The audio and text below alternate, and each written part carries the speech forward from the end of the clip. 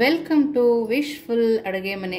ನಾವಿವತ್ತು ಈರುಳ್ಳಿ, ಬೆಳ್ಳುಳ್ಳಿ ಮತ್ತೆ ಹುಚ್ಚೆಳ್ಳನ್ನು, ರಾಗಿ ಹಿಟ್ಟನ್ನು ಬಳಸಿ ಒಂದು ಸೂಪರ್ ಆಗಿರೋ ಊರ ಕಡೆ ರೆಸಿಪಿನ ಮಾಡೋಣ. ನಮ್ಮ ಹಾಸನಲ್ಲಿ ತುಂಬಾನೇ ಫೇಮಸ್ ಈ ರೆಸಿಪಿ. ಹೇಗೆ ಮಾಡೋದು ಅಂತ ನೋಡೋಣ ಬನ್ನಿ. ನಾನು ಮೊದಲಿಗೆ ಒಂದು ದೊಡ್ಡ ಬೌಲ್ ಆಗುವಷ್ಟು ರಾಗಿ ಹಿಟ್ಟನ್ನು ತಗೊಂಡಿದ್ದೀನಿ. ನಾವು ಅದಕ್ಕೇನೆ ನೋಡಿ ಒಂದು ಅರ್ಧ ಕ್ಯಾರೆಟ್ ಅನ್ನು ನಾನು ತುರ್ಕೊಂಡಿದ್ದೀನಿ. ಆ ತುರಿನ ಕೂಡ ಹಾಕೊಳ್ತಾ ಇದ್ದೀನಿ. ಕಾಲ್ ಭಾಗ ಆಗುವಷ್ಟು ತೆಂಗಿನಕಾಯಿ ತುರಿನ ಹಾಕೊಳ್ತಾ ಇದ್ದೀನಿ. ಹಸಿ ತೆಂಗಿನಕಾಯಿ ತುರಿನೇ ಹಾಕೊಳ್ತಾ ಇದ್ದೀನಿ. ಹಸಿ ತೆಂಗಿನಕಾಯಿ ತುರಿನೇ ತುಂಬಾ ಟೇಸ್ಟ್ ಕೊಡುತ್ತೆ. ನಾನು ಇಲ್ಲೊಂದು ಸ್ವಲ್ಪ ಕೊತ್ತಂಬರಿನ ಸಣ್ಣದಾಗಿ ಕಟ್ ಮಾಡಿ ಹಾಕೊಳ್ತಾ ಇದ್ದೀನಿ. ಹಾಗೇನೆ ಒಂದು ಅರ್ಧ ಕಟ್ ಸಬ್ಸಿಗೆ ಸೊಪ್ಪನ್ನು ಕೂಡ ತೊಳೆದ್ಬಿಟ್ಟು ನಾನು ಇಲ್ಲಿ ಸೇರಿಸ್ಕೊಳ್ತಾ ಇದ್ದೀನಿ.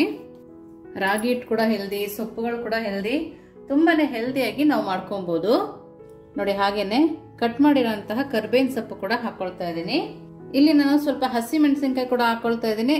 ಆದ್ರೆ ಇದು ಮಕ್ಳಿಗೆ ಬಾಯಿಗೆ ಸಿಗುತ್ತೆ ಅಂದ್ರೆ ನೀವು ಪೇಸ್ಟ್ ಮಾಡಿ ಕೂಡ ಹಾಕೊಬಹುದು.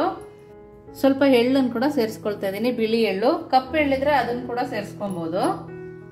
ನಾನಿಲ್ಲಿ ಸ್ವಲ್ಪ ಜೀರಿಗೆನ ಸೇರಿಸ್ಕೊಳ್ತಾ ಇದ್ದೀನಿ. ಒಂದು ಅರ್ಧ ಸ್ಪೂನ್ ಆಗೋಷ್ಟು ಜೀರಿಗೆ ಇದೆ ನೋಡಿ. ಇದಕ್ಕೇನೆ ಸಣ್ಣದಾಗಿ ಕಟ್ ಮಾಡ್ಕೊಂಡ್ ಬಂದಿರೋ ಈರುಳ್ಳಿನ ಕೂಡ ಸೇರಿಸ್ಕೊಳ್ತಾ ಇದ್ದೀನಿ ನೋಡಿ. ನಾವು ಇಷ್ಟನ್ನು ಹಾಕೊಂಡು ಪಕ್ಕಕ್ಕಿಟ್ಟು ನೆಕ್ಸ್ಟ್ ಏನ್ ಮಾಡೋದು ಅಂತ ನೋಡೋಣ ಬನ್ನಿ. ನೋಡಿ, ಇವಾಗ ಒಂದು ಪ್ಯಾನ್ ನ ಬಿಸಿಗೆ ಇಟ್ಕೊಂಡಿದ್ದೀನಿ. ಇಲ್ಲಿ ಹುಚ್ಚೆಳ್ಳನ್ನ ಹಾಕೊಳ್ತಾ ಇದೀವಿ. ಸನ್ಫ್ಲವರ್ ಸೀಡ್ ಅಂತಾರಲ್ಲ, ಅದನ್ನ ಒಂದು ಬೌಲ್ ಆಗೋಷ್ಟು ನಾನು ಇಲ್ಲಿ ಹಾಕೊಂಡಿದ್ದೀನಿ. ನಾವ್ ಇದನ್ನ ಚಟಪಟ ಅಂತ ಸೌಂಡ್ ಬರೋ ತನಕನೂ ಫ್ರೈ ಮಾಡ್ಕೊಬೇಕು. ಇದನ್ನ ಬಳಸೋದ್ರಿಂದ ಸ್ಕಿನ್ ಕೂಡ ತುಂಬಾ ಚೆನ್ನಾಗಿರುತ್ತೆ. ಶುಗರ್ ಪೇಷಂಟ್ ಕೂಡ ಒಳ್ಳೇದು. ನಾವ್ ಇದನ್ನ ಜಾಸ್ತಿ ಬಳಸಬೇಕು, ಅವಾಗ್ಲೇನೆ ಆರೋಗ್ಯ ಚೆನ್ನಾಗಿರುತ್ತೆ ನೋಡಿ. ಇದನ್ನ ನೀಟಾಗಿ ನಾವು ಹುರ್ಕೊಂಡ್ಬರ್ಬೇಕು. ಆಗಿನ ಕಾಲದವರು ತುಂಬಾ ಯೂಸ್ ಮಾಡ್ತಾ ಇದ್ರು. ಇದನ್ನ ತುಂಬಾ ಹೆಲ್ದಿಯಾಗಿರುತ್ತೆ, ತುಂಬಾ ಟೇಸ್ಟಿಯಾಗಿ ಕೂಡ ಇರುತ್ತೆ. ಊರ್ ಕಡೆ ಇವಾಗ್ಲೂ ಕೂಡ ಮಾಡ್ತಾರೆ, ತುಂಬಾನೇ ಚೆನ್ನಾಗಿರುತ್ತೆ. ನಾವ್ ಇದನ್ನ ಮೊದಲೇ ಕೂಡ ಹುರಿದಿಟ್ಕೊಬಹುದು. ನಾವ್ ಇದನ್ನ ಹುರಿದು ಪುಡಿ ಮಾಡಿ ಇಟ್ಕೊಂಡು ಎಲ್ಲಾ ಪಲ್ಯಗಳಿಗೆ ಕೂಡ ನಾವ್ ಇದನ್ನ ಸೇರಿಸ್ಕೊಂಡ್ರೆ ಚೆನ್ನಾಗಿ ಟೇಸ್ಟ್ ಕೂಡ ತುಂಬಾ ಚೆನ್ನಾಗಿರುತ್ತೆ ನೋಡಿ. ಈ ತರ ಚಿಟಪಟ ಅಂತ ಸೌಂಡ್ ಬರ್ತಾ ಇದೆಯಲ್ಲ, ನಾವ್ ಈ ತರ ಹುರ್ಕೊಬೇಕು.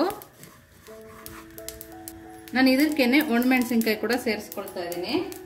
ನಿಮ್ಮ ಖಾರಕ್ಕೆ ಅನುಗುಣವಾಗಿ ನೀವು ಸೇರಿಸ್ಕೊಬಹುದು ನೋಡಿ. ಇಷ್ಟು ಹುರ್ಕೊಂಡಿದೀವಲ್ವಾ, ಇವಾಗ ಸ್ಟವ್ ಅನ್ನು ಆಫ್ ಮಾಡ್ತಾ ಇದ್ದೀನಿ. ನಾವು ಇದನ್ನ ಮೀಡಿಯಂ ಫ್ಲೇಮಲ್ಲೇ ಹುರ್ಕೊಂಡ್ಬಂದಿರೋದು. ಈಗ ಸ್ಟವ್ ಅನ್ನು ಆಫ್ ಮಾಡಿ ತಣ್ಣಗಾಕಿ ಎತ್ತಿಟ್ಕೊಳ್ಳೋಣ. ನಮಗೆ ಹುಚ್ಚೆಳ್ಳಿನ ಸ್ಮೆಲ್ ಅಂತೂ ಘಮ ಘಮ ಅಂತ ಬರ್ತಾ ಇದೆ ನೋಡಿ. ಇದನ್ನ ಪಕ್ಕಕ್ಕೆ ಇಟ್ಟು ನೆಕ್ಸ್ಟ್ ಏನ್ ಮಾಡೋದು ಅಂತ ನೋಡೋಣ ಬನ್ನಿ. ನೋಡಿ, ಒಂದು ಪಾತ್ರೆನ ತಗೊಂಡಿದ್ದೀನಿ. ಅದಕ್ಕೆ ಒಂದು ದೊಡ್ಡ ಬೌಲ್ ಆಗುವಷ್ಟು ನೀರನ್ನ ಹಾಕೊಬೇಕು ನೋಡಿ. ಇಷ್ಟು ಫುಲ್ಲು ನೀರನ್ನ ಹಾಕೊಂಡಿದ್ದೀನಿ ನೋಡಿ. ಇವಾಗ ಸ್ಟವ್ ಅನ್ನ ಆನ್ ಮಾಡಿಕೊಂಡು ನಾನು ಮೀಡಿಯಂ ಫ್ಲೇಮ್ ಮೇಲೆ ಕಾಯಕ್ಕೆ ಇಟ್ಕೊಂಡಿದ್ದೀನಿ. ಇವಾಗ ಕಲ್ಲುಪ್ಪನ್ನ ಸೇರಿಸ್ಕೊಳ್ತಾ ಇದ್ದೀನಿ. ರುಚಿ ನೋಡಿ ಹಾಕೊಬಹುದು. ನಾನು ಇದಕ್ಕೇನೆ ಒಂದು ಡ್ರಾಪ್ ಆಗೋಷ್ಟು ಎಣ್ಣೆ ಕೂಡ ಹಾಕೊಳ್ತಾ ಇದ್ದೀನಿ. ನಮ್ಗಿದು ಚೆನ್ನಾಗಿ ಕುದಿ ಬರಬೇಕು, ಅಲ್ಲಿ ತನಕ ನಾವು ಕುದಿಸ್ಕೊಬೇಕು. ನಮಗೆ ನೀಟಾಗಿ ಕುದ್ರೆ ತುಂಬಾ ಚೆನ್ನಾಗಿ ಬರುತ್ತೆ ನೋಡಿ. ಇವಾಗ ನೀರ್ ಚೆನ್ನಾಗಿ ಕುದೀತಾ ಇದೆಯಲ್ವಾ, ಈ ಕುದಿಯೋ ನೀರನ್ನ ಇವಾಗ ನಾವು ಈ ರಾಗಿ ಹಿಟ್ಟು, ಈರುಳ್ಳಿ, ಕ್ಯಾರೆಟ್, ಕಾಯಿ ಎಲ್ಲ ಹಾಕೋ ಬಂದ್ವಲ್ಲ ಅದರೊಳಗಡೆಗೆ ಸೇರಿಸ್ಕೊಬೇಕು. ನೀರನ್ನ ನೋಡಿ ನೋಡಿ ಕಲಸಿ ಕಲಸಿ ಹಾಕೊಬೇಕು, ಅವಾಗ ಚೆನ್ನಾಗಿ ಬರುತ್ತೆ.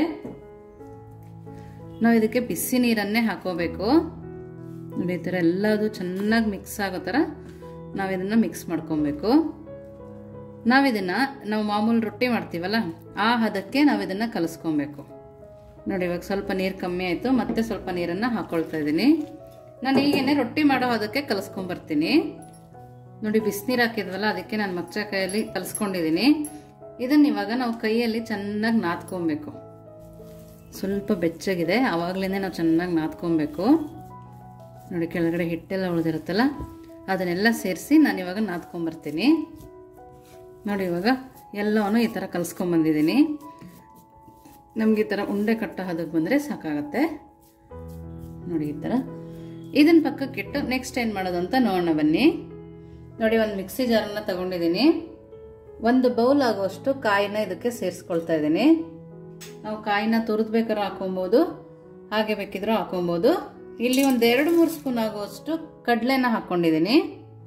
ಒಂದು ಅರ್ಧ ಸ್ಪೂನ್ ಜೀರಿಗೆ, ಸ್ವಲ್ಪ ಕರ್ಬೇವಿನ ಸೊಪ್ಪು, ಸ್ವಲ್ಪ ಹುಣಸೆ ಹಣ್ಣು, ಬೆಳ್ಳುಳ್ಳಿ ತಿನ್ನಲ್ಲ ಅನ್ನೋರು ಸ್ಕಿಪ್ ಮಾಡ್ಬೋದು. ಇವಾಗ ನಾನು ಹುಚ್ಚೆಳ್ಳನ್ನ ಹುರಿದಿಟ್ಕೊಂಡಿದ್ವಲ್ಲ ಅದನ್ನು ಕೂಡ ಸೇರಿಸ್ಕೊಳ್ತಾ ಇದ್ದೀನಿ.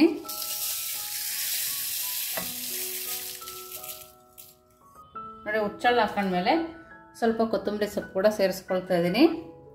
ಹಾಗೇನೆ ರುಚಿಗೆ ತಕ್ಕಷ್ಟು ಉಪ್ಪು. ನಾನು ಇಷ್ಟನ್ನು ಹಾಕೊಂಡು ಸ್ವಲ್ಪ ನೀರನ್ನು ಹಾಕೊಂಡು ಸಣ್ಣದಾಗಿ ರುಬ್ಕೊಂಡ್ಬರ್ತೀನಿ. ಊರ ಕಡೆ ತಿಂದಿರೋರಿಗೆ ಜ್ಞಾಪಕ ಇರುತ್ತೆ, ಹುಚ್ಚಳ್ಳು ಚಟ್ನಿ ರಾಗಿ ರೊಟ್ಟಿ. ನಾವೀಗ ಮಾಡ್ತಿರೋ ರೆಸಿಪಿ ಕೂಡ ಅದೇನೆ. ಹಾಸನಲ್ಲಿ ಮಂಡ್ಯ ಕಡೆ ಎಲ್ಲ ತುಂಬ ಫೇಮಸ್ ಇದು.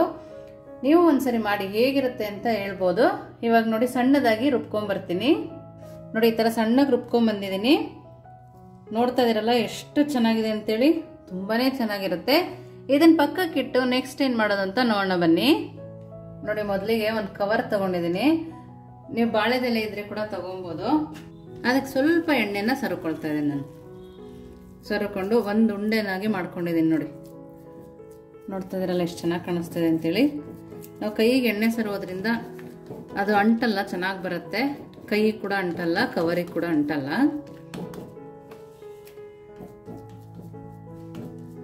ನೋಡಿ ಈ ಥರ ತಿರುಗಿಸಿ ನೀಟಾಗಿ ತಟ್ಕೊಬೇಕು. ನಾವು ಈ ಥರ ಮಾಡಿ ಕೊಡೋದ್ರಿಂದ ಶುಗರ್ ಪೇಷಂಟಿಗೆ ಕೂಡ ಆರೋಗ್ಯಕ್ಕೆ ಚೆನ್ನಾಗಿರುತ್ತೆ. ಮಕ್ಕಳು ಕೂಡ ತುಂಬ ಖುಷಿಯಾಗಿ ತಿಂತಾರೆ. ಎಲ್ಲ ಮಸಾಲ ಇರುತ್ತೆ. ಆಗಿನ ಕಾಲದಲ್ಲಿ ಕಲ್ಲಲ್ಲಿ ತಿರುವಿ ಮಾಡೋರು, ಅದು ಕೂಡ ತುಂಬಾ ಟೇಸ್ಟಿ, ತುಂಬ ಚೆನ್ನಾಗಿರುತ್ತೆ. ನೋಡಿ ನಾನು ಈ ಥರ ತಟ್ಕೊಂಡಿದ್ದೀನಿ. ಇದಕ್ಕೇನೆ 3 ತೂತಗಳನ್ನ ಮಾಡ್ಕೊಳ್ತೀನಿ. ನೋಡಿ ಇದೇ ಥರ ಎಲ್ಲದನ್ನು ಮಾಡ್ಕೊಂಬರೋಣ. ನೆಕ್ಸ್ಟ್ ಏನು ಮಾಡೋದು ಅಂತ ನೋಡೋಣ ಬನ್ನಿ. ನೋಡಿ ಒಂದು ತವನ ಬಿಸಿಗಿಟ್ಕೊಂಡಿದ್ದೀನಿ. ಸ್ವಲ್ಪ ನೀರು ಹಾಕಿ ಒರೆಸ್ಕೊಬೇಕು. ನೋಡಿ ಇವಾಗ ಕಾಯ್ದಿರೋ ತವಕ್ಕೆ ನಾವು ಮಾಡ್ಕೊಂಡಿರೋ ರೊಟ್ಟಿನ ಹಾಕೊಬೇಕು. ತುಂಬ ಸಾಫ್ಟ್ ಆಗಿರುತ್ತೆ. ಕವರಿಂದ ತೆಗೆದು ಪಟ್ಟಂತ ಹಾಕೊಬೇಕು. ನೋಡ್ತಾ ಇದ್ರಲ್ಲ ಎಷ್ಟು ಚೆನ್ನಾಗಿ ಕಾಣಿಸ್ತಿದೆ ಅಂತ. ತವ ಚೆನ್ನಾಗಿ ಕಾದಿರೋದ್ರಿಂದ ನೋಡಿ ಇವಾಗಲೇ ಬಿಡ್ತಾ ಇದೆ. ರಾಗಿ ಕೂಡ ಕೆಂಪಿರೋದ್ರಿಂದ ನಮ್ಗೆ ರಾಗಿ ರೊಟ್ಟಿ ಕೂಡ ಕೆಂಪಾಗಿ ಕಾಣಿಸ್ತಾ ಇದೆ. ನಮ್ಗೆ ಈ ಥರ ಇದ್ರೆ ತಿನ್ನೋಕೆ ಕೂಡ ಖುಷಿ ಆಗುತ್ತಲ್ವಾ. ನೋಡಿ ರಾಗಿ ಚೆನ್ನಾಗಿರ್ಬೇಕು. ನೋಡಿ ಈ ಟೈಮಲ್ಲಿ ಎಣ್ಣೆನ ಸೇರಿಸ್ಕೊಳ್ತಾ ಇದ್ದೀನಿ. ಎಣ್ಣೆ ಬೇಡ ಅಂದವರು ತುಪ್ಪ ಕೂಡ ಹಾಕೋಬೋದು, ಇಲ್ಲ ಏನು ಬೇಡ ಅಂದರೆ ಹಾಗೆ ಕೂಡ ಮಾಡ್ಕೊಬೋದು. ನಾವು ಇದನ್ನು ಹಿಟ್ಟಲ್ಲಿ ತಟ್ಟಿದ್ರೆ ನೀರಲ್ಲಿ ಒರೆಸ್ಕೊಬೇಕಾಗತ್ತೆ ಮೇಲ್ಗಡೆ. ನಾವು ಇದನ್ನು ಕವರಲ್ಲಿ ಮಾಡ್ಕೊಂಡಿರೋದ್ರಿಂದ ಹಾಗೆ ಕೂಡ ಮಾಡ್ಕೊಳ್ತಿರ್ಬೋದು. ನೋಡಿ ಈ ಥರ ಪ್ರೆಸ್ ಮಾಡಿ ಬೇಯಿಸ್ಕೊಬೇಕು. ನಾವು ಇದನ್ನು ಚೆನ್ನಾಗಿ ಬೇಯಿಸ್ಕೊಬೇಕು, ರುಚಿ ಜಾಸ್ತಿ ಚೆನ್ನಾಗಿ ಬೇಯಿಸಿದ್ರೆ. ನೋಡಿ ಮೇಲ್ಗಡೆ ಕೂಡ ಎಣ್ಣೆ ಹಾಕಿ ಚೆನ್ನಾಗಿ ಬೇಯಿಸ್ಕೊಳ್ತಾ ಇದ್ದೀನಿ. ನೀವು ಎಣ್ಣೆ ತಿನ್ನಲ್ಲ ಅಂದರೆ ತುಪ್ಪ ಕೂಡ ಹಾಕೊಬೋದು. ಬೆಣ್ಣೆ ಹಾಕೋದ್ರಂತೂ ಸೂಪರಾಗಿರುತ್ತೆ. ನಾವು ಊರ ಕಡೆ ಮಾಡೋ ರೆಸಿಪಿಗಳನ್ನ ಮಕ್ಕಳಿಗೆ ಮಾಡಿಕೊಟ್ರೆ ಇತ್ತೀಚೆಗೆ ತುಂಬ ಖುಷಿಯಿಂದ ತಿಂತಾರೆ. ಅಷ್ಟು ರುಚಿ ರುಚಿಯಾಗಿರುತ್ತೆ. ನಾವೀಗ ರಾಗಿ ರೊಟ್ಟಿ ಹುಚ್ಚಳ್ಳು ಚಟ್ನಿ ಎರಡನ್ನೂ ಮಾಡ್ಕೊಂಡ್ವಲ್ಲ, ಇದನ್ನು ಹೇಗೆ ಸರ್ವ್ ಮಾಡೋದು, ಹೇಗೆ ತಿನ್ನೋದು ಅಂತ ನೋಡೋಣ ಬನ್ನಿ. ನೋಡಿ ಪ್ಲೇಟ್ ಕೂಡ ರೆಡಿ ಇದೆ. ಬಿಸಿ ಬಿಸಿ ರಾಗಿ ರೊಟ್ಟಿ ಕೂಡ ರೆಡಿ ಇದೆ. ನೋಡ್ತಾ ಇದ್ದೀರಲ್ಲ, ನೋಡಿ ಎಷ್ಟು ಚೆನ್ನಾಗಿ ಕಾಣಿಸ್ತಾ ಇದೆ. ತುಂಬ ಸಾಫ್ಟಾಗಿ ಕೂಡ ಇದೆ. ಇದ್ರ ಮೇಲೆ ನಾವು ಮಾಡ್ಕೊಂಡಿರೋ ಹುಚ್ಚಳ್ಳು ಚಟ್ನಿನ ಹಾಕೊಳ್ಳೋಣ. ಇದಕ್ಕೇನೆ ಸ್ವಲ್ಪ ತುಪ್ಪ ಹಾಕೊಳ್ಳೋಣ. ನೋಡಿ ಎಷ್ಟು ಚೆನ್ನಾಗಿ ಕಾಣಿಸ್ತಾ ಇದೆ. ನೋಡಿ ರೊಟ್ಟಿ ಕೂಡ 2 ಬೆರಳಲ್ಲಿ ಮುರಿಬೋದು, ಅಷ್ಟು ಸಾಫ್ಟ್ ಇದೆ. ನೋಡಿ ನಾವು ಹೊಲದ ಕಡೆ ಇದೇ ಥರ ತಿನ್ನೋದು. ಹಾಸನಲ್ಲಂತೂ ರಾಗಿ ರೊಟ್ಟಿ ಹುಚ್ಚಳ್ಳು ಚಟ್ನಿ ಅಂದ್ರಂತೂ ತುಂಬಾ ಫೇಮಸ್ಸು. ನೀವು ಹಾಸನ ಕಡೆಯವರಾಗಿದ್ದರೆ ಇದನ್ನು ತಿಂದಿದ್ರೆ ಹೇಗಿರುತ್ತೆ ಅಂತ ಕಮೆಂಟ್ ಮೂಲಕ ತಿಳಿಸೋದನ್ನು ಮರಿಬೇಡಿ. ನೋಡಿ ಟೇಸ್ಟ್ ಮಾಡಿ ಹೇಳ್ತೀನಿ. ತುಂಬ ಅಂದರೆ ತುಂಬಾ ಚೆನ್ನಾಗಿದೆ. ನಾವು ಮಾಡಿ ಫ್ರಿಡ್ಜಲ್ಲಿ ಕೂಡ ಇಟ್ಕೊಂಡು ಬೆಳಗ್ಗೆ ಬಾಕ್ಸಿಗೆ ಕೂಡ ಹಾಕ್ಬೋದು. ನಾವು ಹುಚ್ಚಳ್ಳನ್ನ ಚೆನ್ನಾಗಿ ಹುರಿದಿರ್ತೀವಿ, ಅದು ಆರೋಗ್ಯಕ್ಕೆ ಒಳ್ಳೆಯದು. ಹುಚ್ಚಳ್ಳು ಎಣ್ಣೆ ಕೂಡ ಬಳಸ್ತಾರೆ, ಅದು ಚೆನ್ನಾಗಿರುತ್ತೆ. ನೀವು ರಾಗಿ ರೊಟ್ಟಿ ಹುಚ್ಚಳ್ಳು ಚಟ್ನಿ ರೆಸಿಪಿನ ನೋಡಿದ್ರಲ್ಲ, ಹೇಗಿತ್ತು ಅಂತ ಕಮೆಂಟ್ ಮೂಲಕ ತಿಳಿಸೋದನ್ನ ಮರಿಬೇಡಿ.